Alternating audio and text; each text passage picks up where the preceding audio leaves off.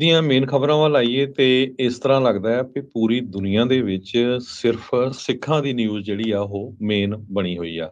ਅੱਜ CNN ਨੇ ਬਹੁਤ ਵੱਡੀ ਡਿਟੇਲ ਦੇ ਵਿੱਚ ਰਿਪੋਰਟ ਛਾਪੀ ਆ ਕਿ ਕਿਸ ਤਰ੍ਹਾਂ ਕੱਲ US ਦੇ FBI ਦੇ ਡਾਇਰੈਕਟਰ ਇੰਡੀਆ ਪਹੁੰਚੇ ਆ 2 ਹਫ਼ਤਿਆਂ ਬਾਅਦ, ਜਦੋਂ ਗੁਰਪਤਵੰਤ ਸਿੰਘ ਪੰਨੂ ਇੱਕ ਅਮਰੀਕਨ ਸਿਟੀਜ਼ਨ ਨੂੰ ਅਮਰੀਕਾ ਦੀ ਧਰਤੀ ਤੇ ਕਤਲ ਕਰਨ ਦੀ ਕੋਸ਼ਿਸ਼ ਕੀਤੀ ਗਈ ਸੀ ਤੇ ਉਸ ਦੇ ਸੰਬੰਧ ਦੇ ਵਿੱਚ ਇੰਡਾਈਟਮੈਂਟ ਫਾਈਲ ਕੀਤੀ ਗਈ ਆ। ਨਾਲ ਦੀ ਨਾਲ ਕੱਲ ਸੇਮ ਡੇ ਜਦੋਂ FBI ਦੇ ਡਾਇਰੈਕਟਰ ਇੰਡੀਆ ਦੇ ਵਿੱਚ ਆਪਣੇ ਕਾਊਂਟਰ ਪਾਰਟਸ ਦੇ ਨਾਲ ਮਿਲ ਰਹੇ ਸੀ, ਸੇਮ ਟਾਈਮ ਦੇ ਉੱਤੇ ਅਮਰੀਕਾ ਦੇ ਸਿੱਖਾਂ ਦਾ ਇੱਕ ਵਫਦ ਪ੍ਰੈਜ਼ੀਡੈਂਟ ਜੋ ਬਾਈਡਨ ਹੋਣਾ ਨੂੰ ਵਾਈਟ ਹਾਊਸ ਦੇ ਵਿੱਚ ਮਿਲਿਆ।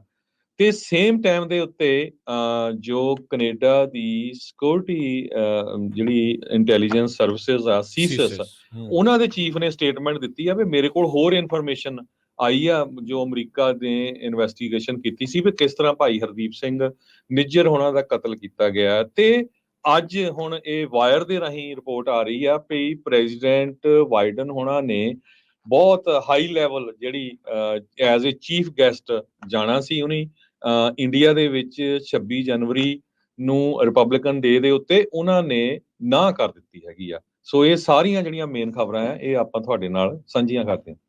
ਜੀ ਬਿਲਕੁਲ, ਅੱਜ ਦੀਆਂ ਬਹੁਤ ਹੀ ਅਹਿਮ ਖਬਰਾਂ ਨੇ, ਵੱਡੀਆਂ ਚੀਜ਼ਾਂ ਆ, ਬ੍ਰੇਕਿੰਗ ਨਿਊਜ਼ ਜਿਹੜੀਆਂ ਇਹ ਆ ਰਹੀਆਂ ਆ। ਐਰਿਕ ਗਰਸੈਟੀ ਜਿਹੜੇ ਕਿ ਇੰਡੀਆ ਦੇ ਵਿੱਚ US ਦੇ ਐਂਬੈਸਡਰ ਆ, ਜਦ ਹਰਦੀਪ ਸਿੰਘ ਨਿੱਜਰ ਹੋਣਾ ਦਾ ਮਾਮਲਾ ਬਣਿਆ ਸੀਗਾ, ਕੈਨੇਡਾ ਦੇ ਨਾਲ ਪੂਰੀ ਤਰ੍ਹਾਂ ਇੰਡੀਆ ਦੇ ਸਿੰਘ ਫਸੇ ਸੀ। G20 ਦੀ ਮੀਟਿੰਗ ਹੋ ਕੇ ਹਟੀ ਸੀ ਤਾਂ ਉਸ ਤੋਂ ਬਾਅਦ ਦੇ ਵਿੱਚ ਮੋਦੀ ਹੋਣਾ ਨੇ ਪਤਾ ਨਹੀਂ ਅਮਰੀਕਾ ਨੂੰ ਠੰਡਿਆ ਕਰਨ ਦੇ ਲਈ ਜਾਂ ਜੋ ਵੀ ਆ, ਉਹਨਾਂ ਨੇ ਐਰਿਕ ਗਰਸੈਟੀ ਹੱਥ ਸੁਨੇਹਾ ਲਾਇਆ ਸੀ ਬਾਈਡਨ ਹੋਣਾ ਨੂੰ ਵੀ ਭਾਈ ਜਿਹੜੇ ਤੁਹਾਡੇ ਰਾਸ਼ਟਰਪਤੀ ਆ ਉਹਨਾਂ ਨੂੰ ਅਸੀਂ ਚੀਫ ਗੈਸਟ ਬਣਾਉਣਾ ਆ ਇੰਡੀਆ ਦੇ ਰਿਪਬਲਿਕ ਡੇ ਪਰੇਡ ਦੇ ਉੱਤੇ।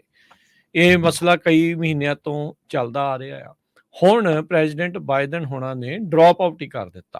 ਅੱਜ ਦੀਆਂ ਮੇਨ ਖਬਰਾਂ ਵੱਲ ਆਈਏ ਤੇ ਇਸ ਤਰ੍ਹਾਂ ਲੱਗਦਾ ਹੈ ਕਿ ਪੂਰੀ ਦੁਨੀਆ ਦੇ ਵਿੱਚ ਸਿਰਫ ਸਿੱਖਾਂ ਦੀ ਨਿਊਜ਼ ਜਿਹੜੀ ਆ ਉਹ ਮੇਨ ਬਣੀ ਹੋਈ ਆ।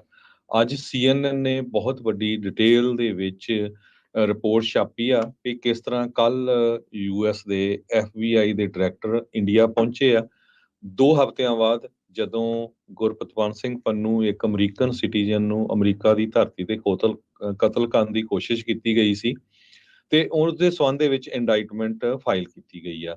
ਨਾਲ ਦੀ ਨਾਲ ਕੱਲ ਸੇਮ ਡੇ ਜਦੋਂ FBI ਦੇ ਡਾਇਰੈਕਟਰ ਇੰਡੀਆ ਦੇ ਵਿੱਚ ਆਪਣੇ ਕਾਊਂਟਰ ਪਾਰਟਸ ਦੇ ਨਾਲ ਮਿਲ ਰਹੇ ਸੀ, ਸੇਮ ਟਾਈਮ ਦੇ ਉੱਤੇ ਅਮਰੀਕਾ ਦੇ ਸਿੱਖਾਂ ਦਾ ਇੱਕ ਵਫਦ ਪ੍ਰੈਜ਼ੀਡੈਂਟ ਜੋ ਬਾਈਡਨ ਹੋਣਾ ਨੂੰ ਵਾਈਟ ਹਾਊਸ ਦੇ ਵਿੱਚ ਮਿਲਿਆ।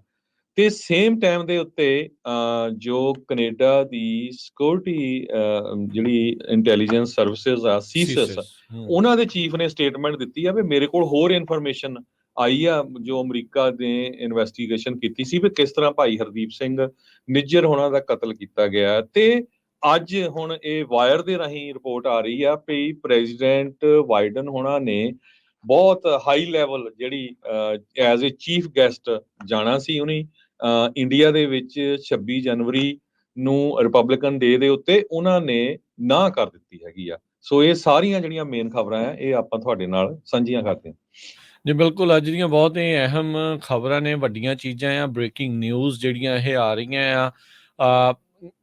ਐਰਿਕ ਗਰਸੈਟੀ ਜਿਹੜੇ ਕਿ ਇੰਡੀਆ ਦੇ ਵਿੱਚ US ਦੇ ਐਂਬੈਸਡਰ ਆ, ਜਦ ਹਰਦੀਪ ਸਿੰਘ ਨਿੱਜਰ ਹੋਣਾ ਦਾ ਮਾਮਲਾ ਬਣਿਆ ਸੀਗਾ, ਕੈਨੇਡਾ ਦੇ ਨਾਲ ਪੂਰੀ ਤਰ੍ਹਾਂ ਇੰਡੀਆ ਦੇ ਸਿੰਘ ਫਸੇ ਸੀ।